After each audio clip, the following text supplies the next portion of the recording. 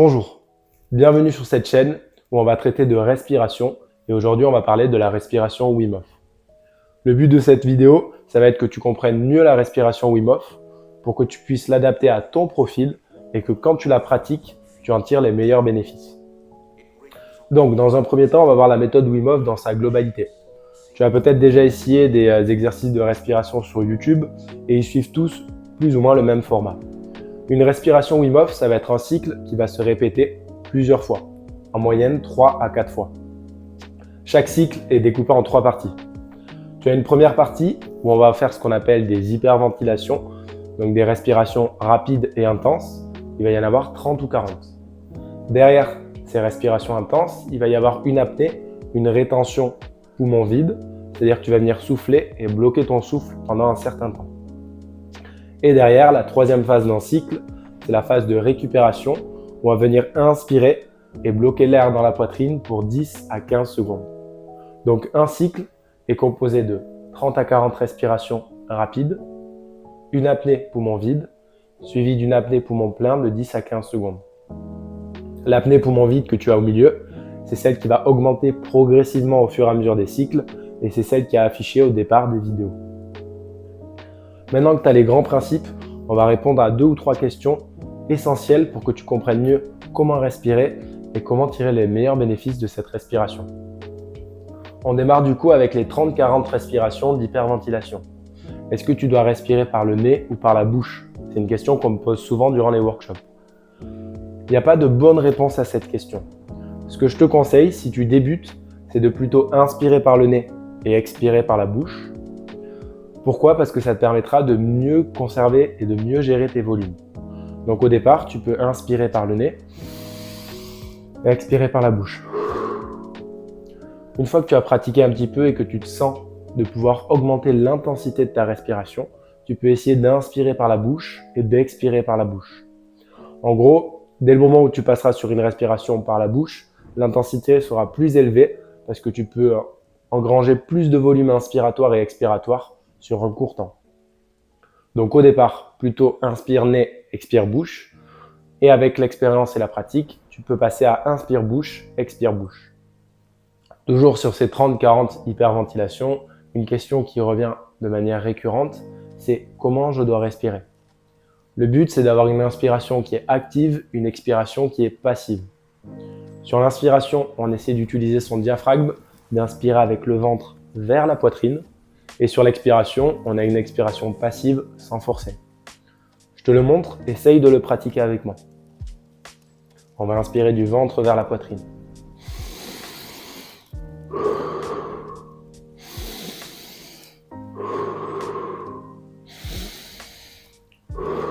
Encore 2.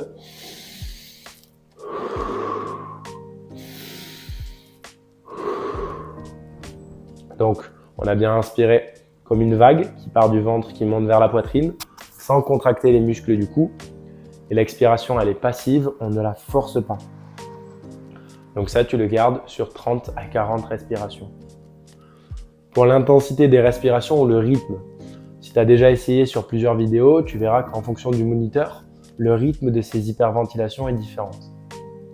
De manière générale, plus ça va être rapide, plus l'exercice va devenir intense. Mais encore une fois, ça dépend de toi, ça dépend de ton profil, de comment tu fonctionnes. C'est pour ça que c'est important de pratiquer de différentes manières pour comprendre ce qui marche le mieux pour toi. Si je te donne l'exemple de moi, ma pratique, je sais qu'un rythme plus lent me correspond mieux, où j'inspire pleinement, j'expire de manière passive. Il y a d'autres personnes qui préfèrent avoir un rythme plus rapide, plus dynamique. C'est à toi d'expérimenter. Et c'est pour ça que sur une des vidéos, on vous conseille souvent de suivre votre propre rythme. Votre meilleur professeur, c'est votre corps, c'est vous. Donc on est bon pour les 30-40 respirations. Du ventre vers la poitrine, à l'inspire par le nez, à l'expire par la bouche au départ. Et le rythme, on l'augmente progressivement, on essaye de trouver ce qui nous convient. Maintenant qu'on a parlé des 30 à 40 hyperventilations, on va parler de l'apnée expiratoire, l'apnée poumon vide. Le plus important sur cette apnée, c'est de ne jamais forcer. Ça, c'est la base pour toute la respiration. Être à l'écoute du corps et ne jamais forcer. Donc à n'importe quel moment, si tu sens le besoin de respirer avant que la personne te donne le top, Tu respires à n'importe quel moment, tu es libre de ça. Au niveau des sensations que tu peux ressentir pendant cette apnée expiratoire, tu peux avoir des fourmillements dans le bout des doigts, tu peux avoir de la sensation de chaleur ou de froid, un étourdissement au niveau de la tête, sensation de perdre un petit peu le contrôle, une émotion forte qui peut remonter, positive comme négative, et vous pouvez aussi avoir des acouphènes ou du bruit au niveau des oreilles.